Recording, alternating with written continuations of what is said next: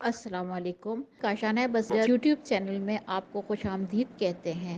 یہ انتہائی مستند کتاب من لا یحضر الفقی آپ کی خدمت میں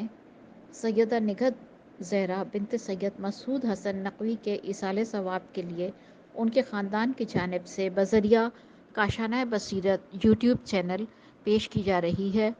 آپ سے گزارش ہے کہ آپ 3 دفعہ درود، 1 دفعہ الحمد، 3 دفعہ قل هو اللہ اور 3 دفعہ درود پڑھ کے 4 معصومین کو ہدیہ کریں اور اس کے وسیلے سے جو ثواب ملے وہ سیدہ نگہت زہرا بنت سید مسعود حسن رضوی کو بخش دیں. آپ سے گزارش ہے کہ اگر آپ نے ہمارے چینل کو سبسکرائب نہیں کیا ہے تو اس کو سبسکرائب کریں تاکہ چینل میں موجود 100 سے زائد انتہائی مستند کتب اور آنے والی مستند کتابوں سے آپ استفادہ کر سکیں. اگر آپ چاہتے ہیں کہ آپ بھی کسی کتاب میں اپنے کسی مرحوم کا نام شامل کروائیں یا کسی بیمار کے لیے دعا کے لیے کہیں تو آپ کومنٹ باکس میں اس کا نام چھوڑ دیں تو انشاءاللہ ہم اس کو بھی ایڈ کریں گے. التماس سے دعا، امید ہے کہ آپ بھی ہمارے اس کاروان کا حصہ بنیں گے. بسم اللہ الرحمن الرحیم. السلام علیکم سامعین، یہ ہے کاشانہ بصیرت کا یوٹیوب چینل اور جس کتاب کو ہم آج کل یہاں مل کر پڑھ رہے ہیں اس کا نام ہے من لا یحضر الفقی جلد دوم، جس کے مؤلف ہیں الشیخ الصدوق. اور یہ انتہائی مستند کتاب کو پڑھتے ہوئے ہمارا ریڈنگ کا پارٹ نمبر 31 ہے. اور آج کل ہم جو ٹاپک پڑھ رہے ہیں وہ حج کے حوالے سے ہے. آئیے اس نشست میں ہم جو کچھ پڑھنے جا رہے ہیں وہ ان کی کچھ ہیڈنگز آپ کے ساتھ شیئر کرتی چلوں اور ساتھ ساتھ مزید چلتے رہیں گے کہ جو شخص بغیر وضو کے طواف یا دوسرے مناسک ادا کرے اس پر کیا واجب ہے، اس کے بارے میں جانیں گے. پھر غیر ختنہ شدہ شخص کے طواف کے متعلق احادیث ہیں وہ بھی ہم دیکھیں گے. پھر 7 چکروں کے 2 طوافوں کو متصل کرنا، اس کے بارے میں جانیں گے. پھر مریض اور اس شخص کا طواف جس کو کوئی بلا سبب اٹھائے ہوئے ہو. اسی طرح اگلی ہیڈنگ ہے کہ اس شخص کے لیے کیا لازم ہے کہ جس نے طواف سے پہلے یا بعد میں سعی کی ہو. اور بہت کچھ ساتھ بتاتی چلوں گی، جس طرح نماز طواف کی 2 رکعتوں میں سہو اور پھر طواف کے متعلق نادر احادیث. ماشاءاللہ ہم بہت کچھ اس میں جاننے جا رہے ہیں. تو آئیے باقاعدہ ریڈنگ کا آغاز کرتے ہیں. جو سب سے پہلے ہیڈنگ ہے باب ہے وہ ہے کہ جو شخص بغیر وضو کے طواف یا دوسرے مناسک ادا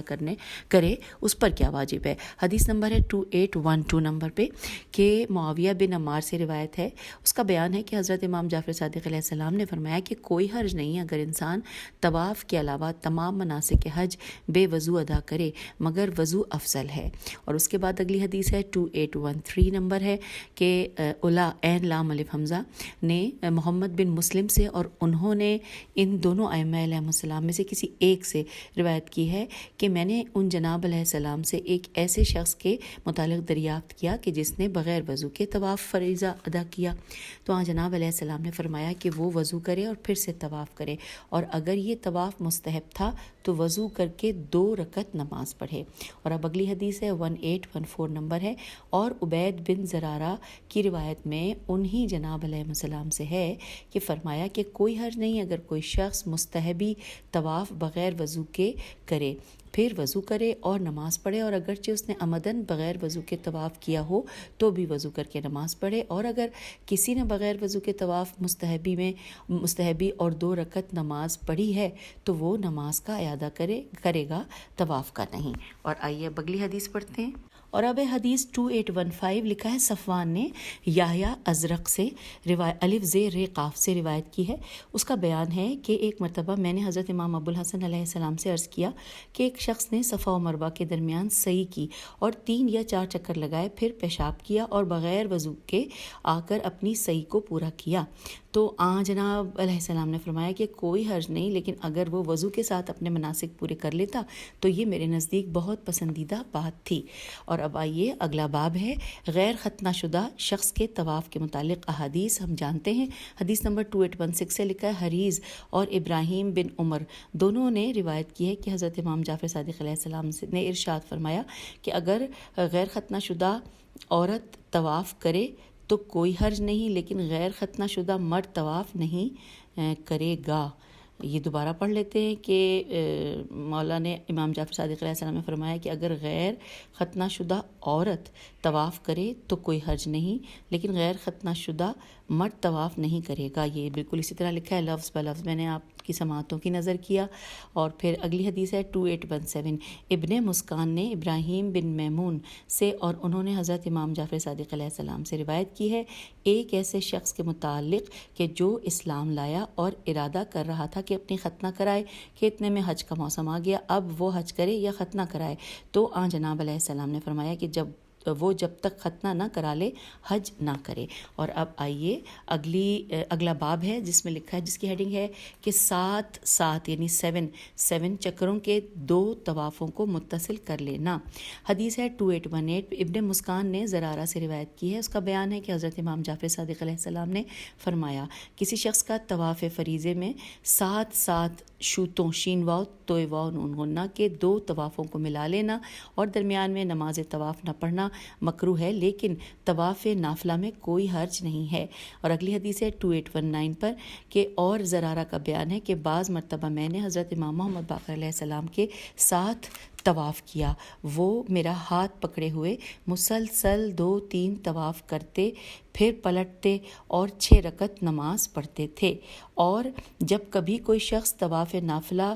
2 عدد ملا کر کرے تو ہر 7 شوط شین واو توئے بریکٹ میں لکھا ہے یعنی چکر پر 2 رکعت نماز طواف پڑھے۔ اچھا، حدیث کے آخر پر حوالہ دیا گیا ہے، آئیے وہ حوالہ پڑھتے ہیں کہ تمام نسخوں میں اسی طرح تحریر ہے اور تہذیب جلد نمبر 1 صفحہ 581 پر صحیح حدیث میں زرارہ سے مروی ہے کہ کہا کہ میں نے امام باقر علیہ السلام کے ساتھ 13 طواف 7 چکر کے کیے اور وہ جناب علیہ السلام میرا ہاتھ پکڑے رہے اور پھر وہاں سے نکل کر جدا ہوئے اور ایک مقام پر پہنچ کر 26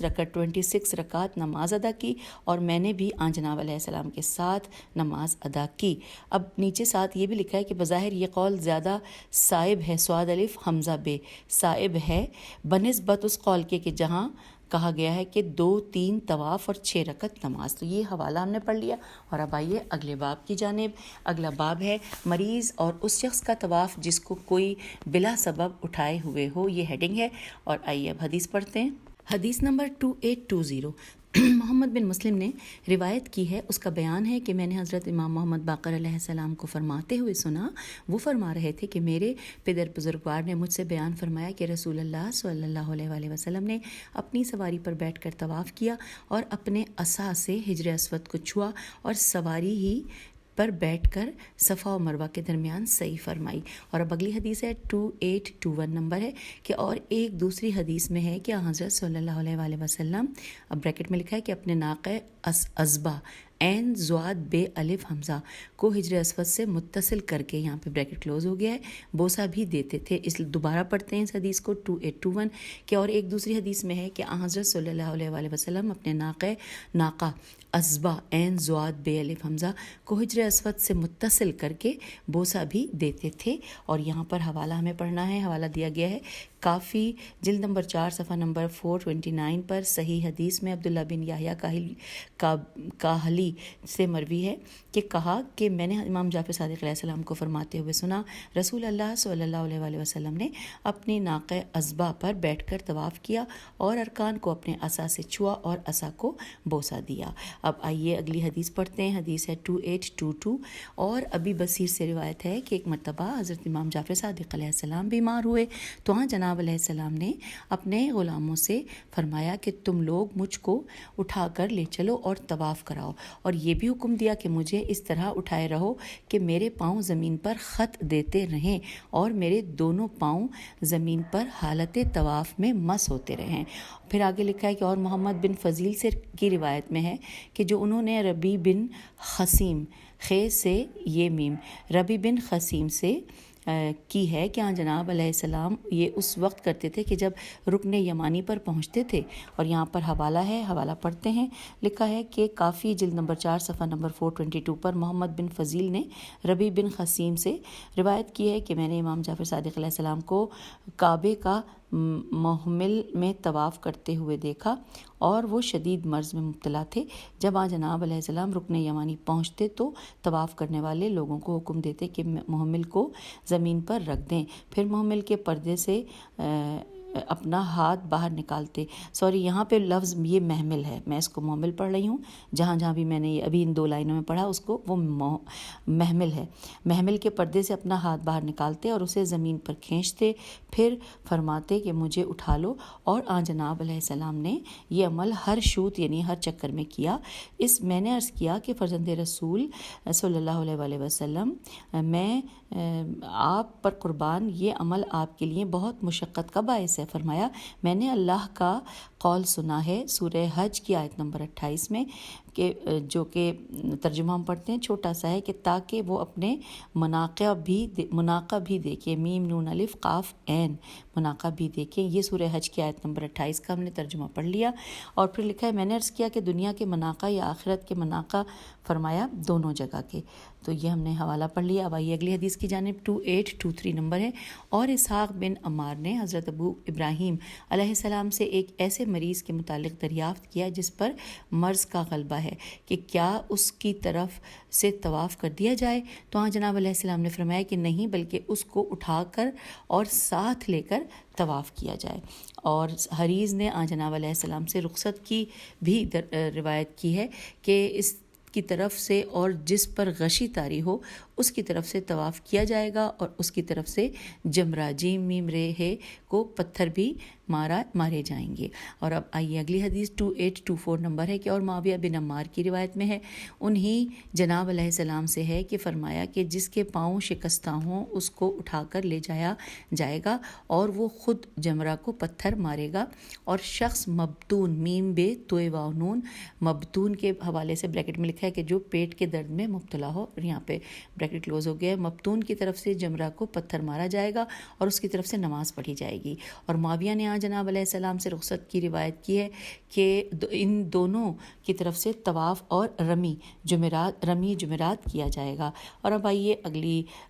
حدیث جو کہ اس ٹاپک پر جو مریض کے حوالے سے ہے، آخری ہے، 2825 نمبر ہے، اور فرمایا بچوں کے متعلق یہ ہے کہ ان کو لے کر طواف کیا جائے گا، مگر رمی جمرہ ان کی طرف سے کر دیا جائے گا۔ اور یہاں پر حوالہ پڑھتے ہیں، کافی جلد نمبر 4 صفحہ نمبر 422 پر صحیح کی مانند حسن حدیث میں معاویہ بن عمار نے حضرت امام جعفر صادق علیہ السلام سے روایت کی ہے، فرمایا بچوں کو ساتھ لے کر طواف کیا جائے گا اور ان کی طرف سے جمعرات کو پتھر مارے جائیں گے۔ تو یوں ہم نے یہ باب بھی مکمل پڑھ لیا، اور اب آئیے اگلا باب ہے کہ اس شخص کے لیے کیا لازم ہے جس نے طواف سے پہلے یا بعد میں سعی کی ہو، یہ ہیڈنگ ہے۔ اور اس میں حدیث ہے 2826، صفوان نے اسحاق بن عمار سے روایت کی ہے، اس کا بیان ہے کہ میں نے ایک مرتبہ حضرت امام جعفر صادق علیہ السلام سے عرض کیا، ایک شخص نے خانہ کعبہ کا طواف کیا، پھر وہاں سے نکلا اور صفا و مروہ کے درمیان سعی کرنے لگا، مگر اثناء سعی میں اس کو یاد آیا کہ خانہ کعبہ کے طواف میں کچھ شوط یعنی کہ چکر اس سے چھوٹ گئے ہیں۔ تو جناب علیہ السلام نے فرمایا کہ وہ واپس جائے، خانہ کعبہ کا طواف پورا کرے، اس کے بعد صفا و مروہ پلٹ کر آئے اور بقیہ سعی کو پورا کرے۔ اور اس کے بعد میں نے عرض کیا کہ مگر ایک شخص نے تو خانہ کعبہ کا طواف کرنے سے پہلے ہی صفا و مروہ کے درمیان سعی شروع کر دی، تو جناب علیہ السلام نے فرمایا کہ پھر وہ پہلے خانہ کعبہ کا طواف کرے، اس کے بعد صفا و مروہ جا کر از نو سعی کرے۔ میں نے عرض کیا کہ مگر ان دونوں میں فرق کیا ہے؟ تو جناب علیہ السلام نے فرمایا خانہ کعبہ کا طواف کچھ کر چکا تھا اور اس نے خانہ کعبہ کا طواف ابھی شروع ہی نہیں کیا۔ تو یہ ہم نے پڑھ لیا۔ اور اب اگلی حدیث ہے 2827 نمبر ہے، کہ لکھا ہے کہ اور عبداللہ بن سنان نے جناب علیہ السلام سے روایت کیا کہ ایک شخص حج کے ارادے سے آیا، اس کو دھوپ سخت محسوس ہو رہی تھی، اس لیے اس نے خانہ کعبہ کا طواف کر لیا اور ٹھنڈا ہونے تک سعی میں تاخیر کی۔ جناب علیہ السلام نے فرمایا کہ کوئی حرج نہیں، میں نے بھی بعض اوقات ایسا کیا ہے۔ اب اگلی حدیث ہے 2828 نمبر پہ لکھا ہے کہ اور ایک دوسری حدیث میں ہے کہ وہ رات تک تاخیر کر سکتا ہے۔ آئیے اس حوالے سے، اس میں اس کا حوالہ بھی ہے، حوالہ لکھا ہے کہ شیخ نے تہذیب جلد نمبر 1 صفحہ نمبر 483 پر عبداللہ بن سنان کی روایت میں اس کا تذکرہ کیا ہے۔ اور اب ہم اس کے بعد دوبارہ اگلی حدیث پڑھتے ہیں، 2829 نمبر کی حدیث ہے کہ علا عین لام الف حمزہ نے محمد بن مسلم سے، اور انہوں نے ان امامین علیہ السلام میں سے کسی ایک ایسے شخص کے متعلق دریافت کیا کہ جس نے خانہ کعبہ کا طواف کیا اور تھک گیا، تو کیا صفا و مروہ کے درمیان سعی میں وہ اگلے روز تک تاخیر کر لے؟ تو آن جناب نے فرمایا کہ نہیں۔ اور اب اگلی حدیث ہے، اس کا نمبر ہے 2830، جس میں لکھا ہے کہ اور رفاعہ نے ریف الف عین ہے، رفاعہ نے جناب علیہ السلام سے ایک ایسے شخص کے متعلق دریافت کیا جو خانہ کعبہ کا طواف کر رہا تھا کہ اتنے میں عصر کا وقت آ گیا، تو اب وہ نماز عصر سے پہلے صحیح کرے یا صحیح سے پہلے نماز عصر پڑھے؟ تو جناب علیہ السلام نے فرمایا کہ کوئی حرج نہیں اگر وہ نماز عصر پڑھے اور اس کے بعد پھر وہ صحیح کر لے۔ اور اب آئیے اگلا باب ہے، ہیڈنگ ہے غائب یا حاضر شخص کی طرف سے طواف کرنے سے متعلق احکام۔ حدیث ہے 2831، معاویہ بن عمار نے حضرت امام جعفر صادق علیہ السلام سے روایت کی، آپ علیہ السلام نے فرمایا کہ جب تمہارا ارادہ ہو کہ اپنے بھائیوں میں سے کسی ایک کی طرف سے طواف کرو تو حجر اسود کے پاس آؤ اور کہو، یہ ترجمہ پڑھتے ہیں کہ یا اللہ اس کے نام سے اے اللہ تو یہ طواف فلاں کی طرف سے قبول فرما۔ یہ ہم نے ترجمہ پڑھ لیا۔ اب اگلی حدیث ہے 2832 نمبر پہ کہ اور یحییٰ ازرق الف ز رقاف،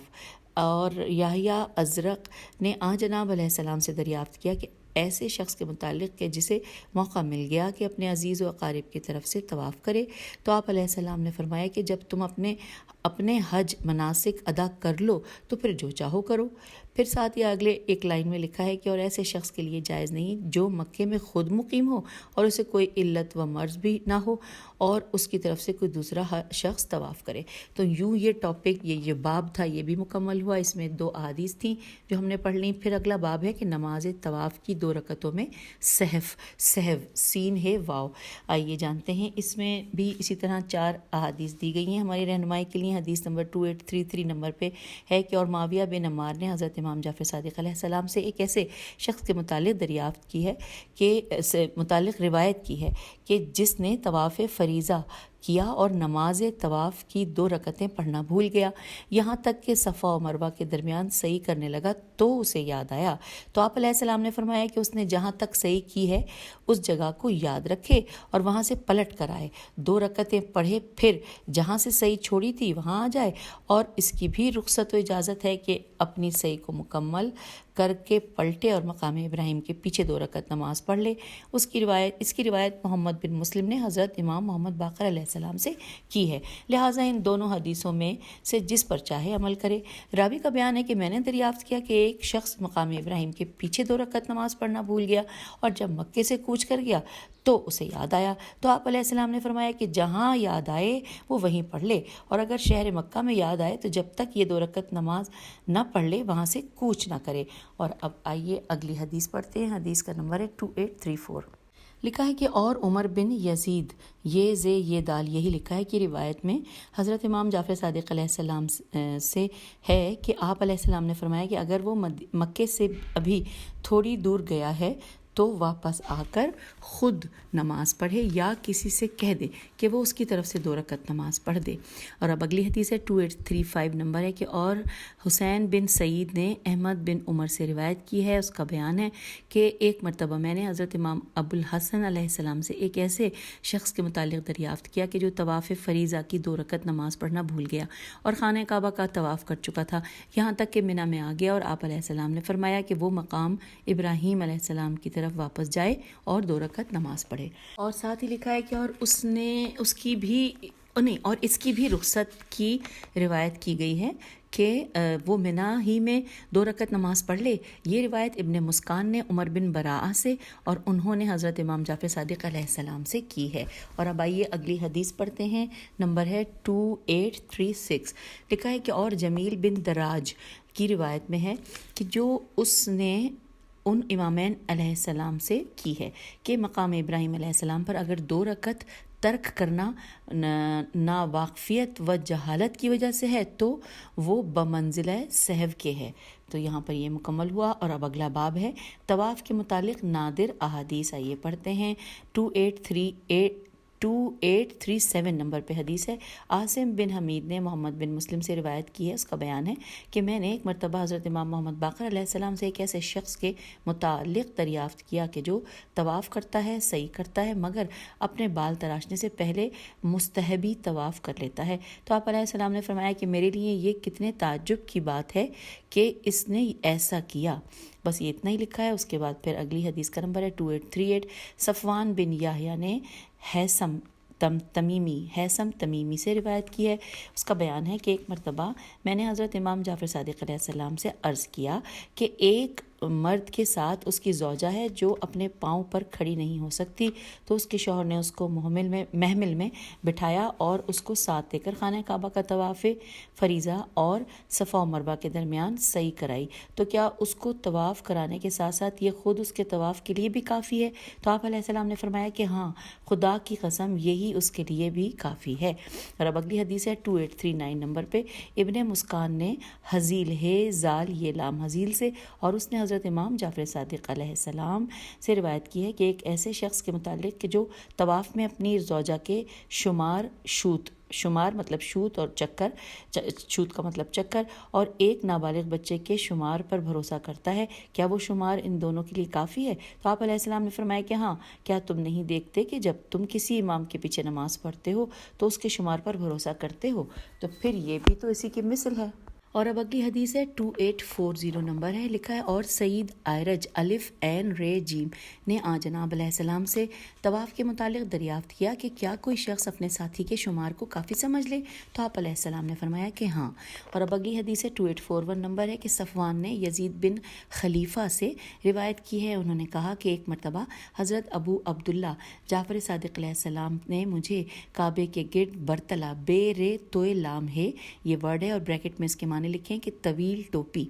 پہنے ہوئے طواف کرتے دیکھا، تو طواف وغیرہ کے بعد فرمایا کہ تم برتلا پہن کر کعبے کے گرد طواف کرتے ہو، کعبے کے گرد اس کو نہ پہنا کرو، یہ یہودیوں کی پوشاک ہے۔ اور اب اگلی حدیث ہے 2842 نمبر پہ کہ اور معاویہ بن عمار نے حضرت امام جعفر صادق علیہ السلام سے روایت کی ہے کہ آپ علیہ السلام نے فرمایا کہ مستحب ہے کہ انسان 7 یعنی 7 چکر 360 مرتبہ 360 مرتبہ کرے، سال کے دنوں کی تعداد کے برابر، اور اگر یہ نہ کر سکا ہو تو 360 چکر یعنی کہ شوت کرے، اور ساتھ یہ لکھا ہے کہ اور اگر یہ بھی نہ کر سکے تو پھر جتنی مرتبہ طواف کر سکتا ہو کرے۔ اور بس اب اگلی حدیث کی جانب آ گئے ہیں، بس اتنا ہی لکھا تھا پچھلی حدیث میں۔ اس میں لکھا ہے کہ 2843 نمبر پہ کہ ابان نے حضرت امام جعفر صادق علیہ السلام سے روایت دریافت کیا کہ کیا رسول اللہ صلی اللہ علیہ وآلہ وسلم کے طواف کا کوئی معروف طریقہ تھا؟ تو آپ علیہ السلام نے فرمایا کہ حضرت صلی اللہ علیہ وآلہ وسلم رات و دن میں 7 یعنی 7 چکر کے شوت کے 10 طواف کیا کرتے تھے، 3 طواف ابتدائی شب میں، 3 طواف آخری شب میں، اور 2 طواف جب صبح ہوتی، اور 2 طواف نماز ظہر کے بعد، اور اس کے درمیان آپ صلی اللہ علیہ وآلہ وسلم استراحت فرمایا کرتے تھے۔ یہ پوری تفصیل اگر کہتے ہیں تو میں دوبارہ پڑھ دیتی ہوں کہ ابان نے حضرت امام جعفر صادق علیہ السلام سے دریافت کیا کہ کیا رسول اللہ صلی اللہ علیہ وآلہ وسلم کے طواف کا کوئی معروف طریقہ تھا؟ تو آپ علیہ السلام نے فرمایا کیا حضرت صلی اللہ علیہ وآلہ وسلم رات و دن میں 7 شوت کے 10 طواف کیا کرتے تھے، 3 طواف ابتدائی شب میں، 3 طواف آخری شب میں، 2 طواف جب صبح ہوتی، اور 2 طواف نماز ظہر کے بعد، اور اس کے درمیان آپ صلی اللہ علیہ وآلہ وسلم استراحت فرمایا کرتے تھے۔ اور اب آئیے اگلی حدیث کی جانب 2844 نمبر ہے۔ سعید ایرج الف عین رے جیم نے طواف میں تیز رفتاری اور سست رفتاری کے متعلق جناب علیہ السلام سے دریافت کیا، تو آپ علیہ السلام نے فرمایا کہ ہر ایک کے لیے آزادی ہے جب تک کسی اور کی اذیت کا سبب نہ بنے۔ اور اب اگلی حدیث ہے 2845 نمبر پہ کہ علی بن نعمان نے یحییٰ ازرق سے روایت کی ہے کہ اس کا بیان ہے کہ ایک مرتبہ میں نے حضرت ابو الحسن علیہ السلام سے عرض کیا کہ میں نے 7 یعنی 7 شوط یعنی چکر کے 4 طواف کیے اور تھک گیا، اب کیا ان کی نماز کی رکعتیں بیٹھ کر پڑھ لوں؟ تو آپ علیہ السلام نے فرمایا کہ نہیں۔ میں نے عرض کیا کہ پھر لوگ کیسے جب تھکتے ہیں یا کمزوری محسوس کرتے ہیں تو نماز شب بیٹھ کر پڑھتے ہیں؟ تو آپ علیہ السلام نے فرمایا یہ بتاؤ کہ کوئی شخص بیٹھ کر طواف کرتا ہے؟ تو میں نے عرض کیا کہ نہیں۔ تو آپ علیہ السلام نے فرمایا پھر تم کھڑے ہی ہو کر اس کی نماز بھی پڑھو۔ اور اب اگلی حدیث ہے 2846 نمبر پہ کہ علی بن ابی حمزہ نے حضرت امام ابو الحسن علیہ السلام سے ایک ایسے شخص کے متعلق روایت کی ہے کہ جو خانہ کعبہ کا طواف کرنا بھول گیا یہاں تک کہ اپنے گھر واپس ہو گیا۔ تو آپ علیہ السلام نے فرمایا کہ اگر بربنائے جہالت ایسا ہوا ہے تو دوبارہ حج کرے اور ایک اونٹ کفارے میں دے۔ آئیے اب اگلی حدیث ہے 2847 حشام بن حکم نے حضرت امام جعفر صادق علیہ السلام سے روایت کی ہے کہ آپ علیہ السلام نے فرمایا کہ جو شخص مکے میں 1 سال تک قیام کرے اس کے لیے خانہ کعبہ کا طواف وہاں نماز پڑھنے سے افضل ہے، اور جو شخص 2 سال قیام کرے وہ نماز اور طواف دونوں مخلوط کرے، میم خے لام واو توئے، مخلوط کرے، کچھ طواف اور کچھ نماز، اور جو شخص 3 سال قیام کرے اس کے لیے نماز افضل ہے۔ اور اب آئیے اگلی حدیث ہے 2848 نمبر ہے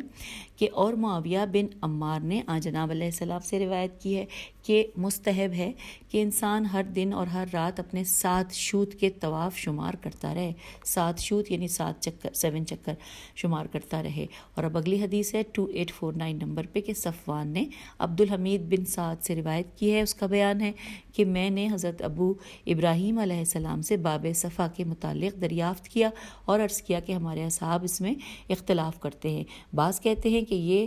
وہ دروازہ ہے کہ جو سقایت سین قاف الف یہ تے سقایت سے ملا ہوا ہے، اور بعض کہتے ہیں کہ یہ وہ دروازہ ہے کہ جو حجر اسود کے بالکل سامنے ہے۔ تو آپ علیہ السلام نے فرمایا کہ باب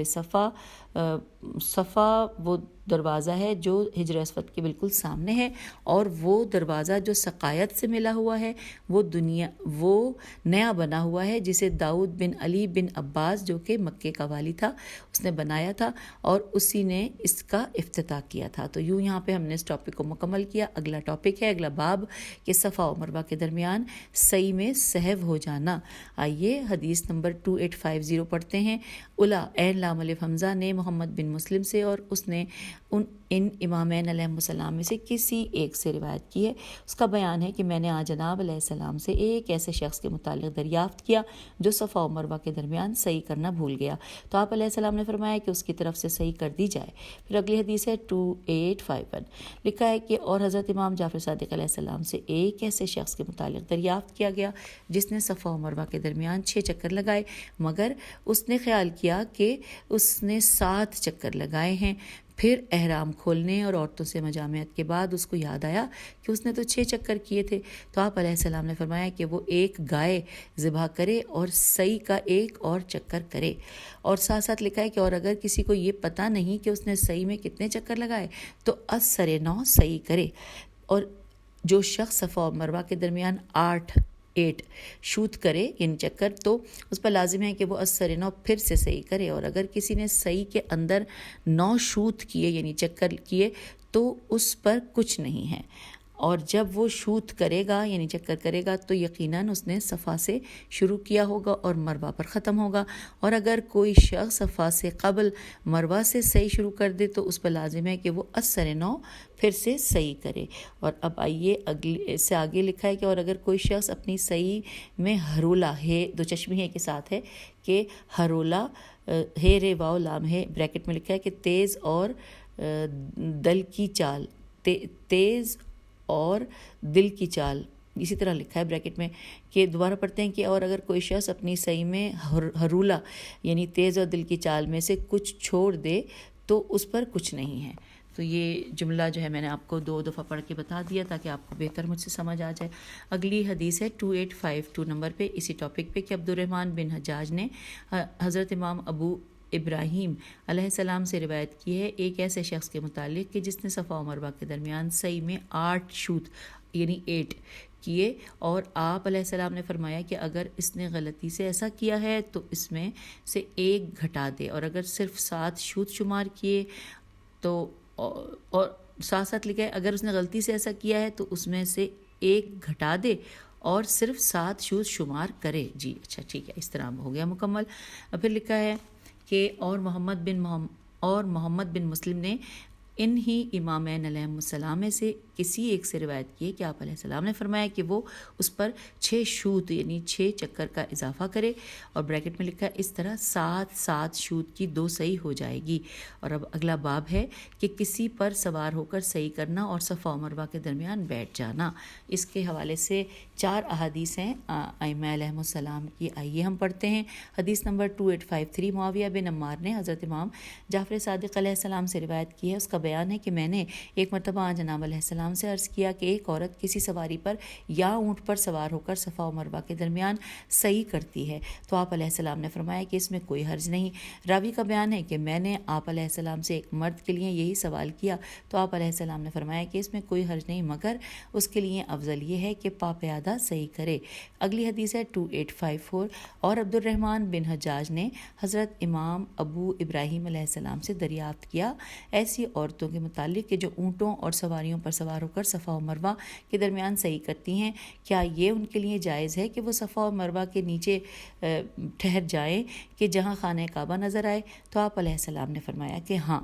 اب اگلی حدیث ہے 2855 کہ اور معاویہ بن عمار نے حضرت امام جعفر صادق علیہ السلام سے روایت کی ہے کہ آپ علیہ السلام نے فرمایا کہ کسی سواری کی صحیح اس وقت تک نہ ہوگی کہ جب تک وہ اپنی سواری کو مقام ہرولہ 2 چشمی ہے رے واو لام ہے ہرولہ پر ذرا تیز نہ چلائے۔ اور اب اگلی حدیث اس کے بعد ہے جو کہ اس ٹاپک پہ آخری حدیث ہے کہ 2856 نمبر ہے حدیث کا، اور عبد الرحمن بن ابی عبداللہ نے جناب علیہ السلام سے روایت کی ہے کہ آپ علیہ السلام نے فرمایا صفا و مروہ کے درمیان نہ بیٹھو مگر جب پیاس لگے یا تھک جاؤ۔ اور اب آئیے اس کے بعد ہم اگلا ٹاپک جو کہ باب ہے اس کو پڑھتے ہیں۔ ہیڈنگ پہلے بتا دوں کہ اس شخص کے لیے حکم جو نماز کے لیے یا کسی اور وجہ سے صحیح منقطع کر دے۔ لکھا ہے حدیث نمبر 2857 معاویہ بن عمار نے روایت کی ہے، ان کا بیان ہے کہ میں نے جناب علیہ السلام سے عرض کیا کہ ایک شخص نے صفا و مروہ کے درمیان صحیح شروع کر دی تھی کہ نماز کا وقت آ گیا، اب وہ کیا کرے؟ ہلکے پھلکے انداز سے صحیح کرے یا جائے نماز پڑھے، پھر پلٹ کر آئے اور پھر سے صحیح کرے، یا جس طرح صحیح کر رہا ہے کرتا رہے اور صحیح سے فارغ ہو کر نماز پڑھے؟ تو آپ علیہ السلام نے فرمایا کہ کیا صفا و مروہ پر اتنی جگہ نہیں کہ جہاں وہ نماز پڑھ لے؟ تو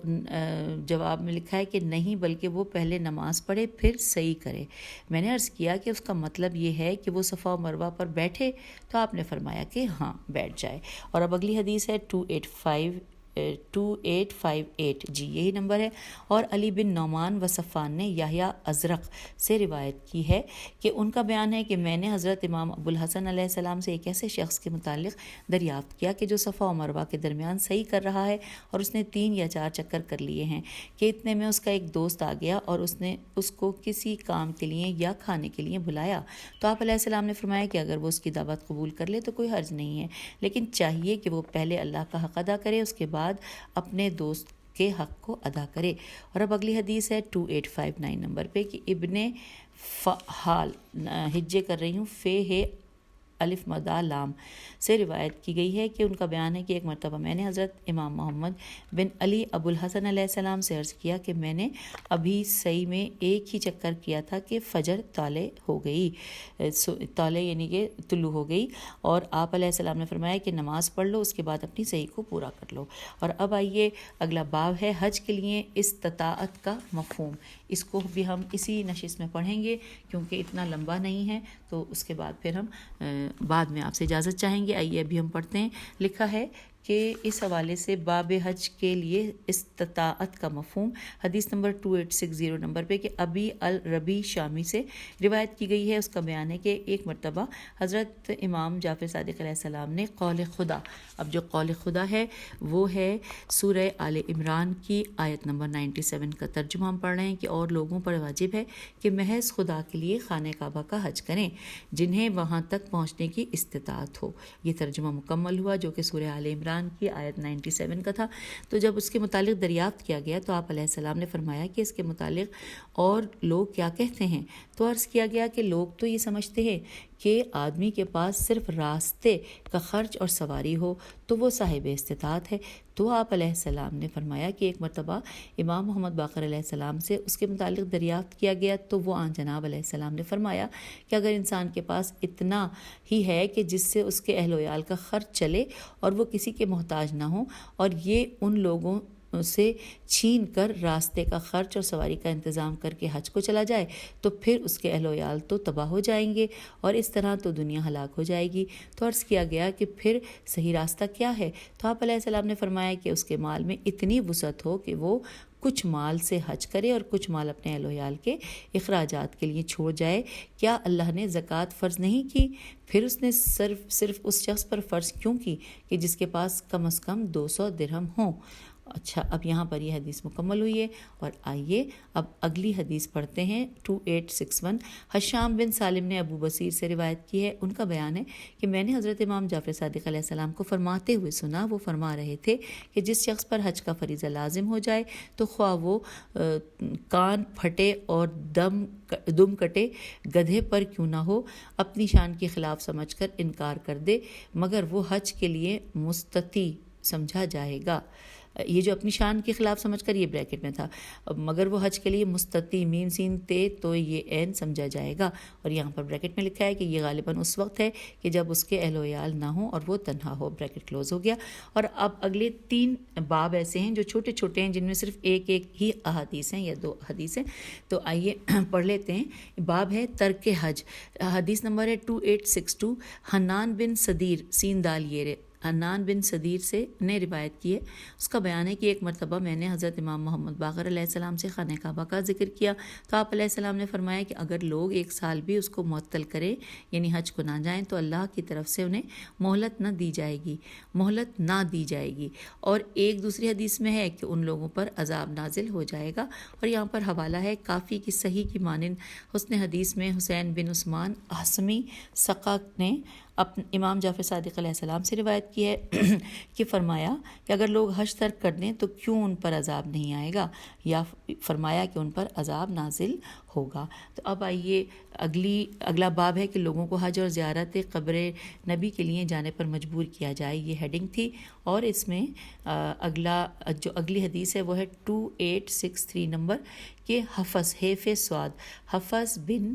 بختری و حشام بن سالم و معاویہ بن عمار وغیرہ نے امام جعفر صادق علیہ السلام سے روایت کی ہے کہ آپ علیہ السلام نے فرمایا کہ اگر لوگ حج کے لیے جانا ترک کریں تو والی و حاکم پر یہ لازم ہے کہ وہ لوگوں کو اس حج پر اور وہاں مکے میں قیام پر مجبور کریں. اور اگر لوگ زیارت قبر نبی کو ترک کر دیں تو والی حاکم پر واجب لازم ہے کہ وہ لوگوں کو اس زیارت پر اور وہاں مدینے میں قیام پر جبر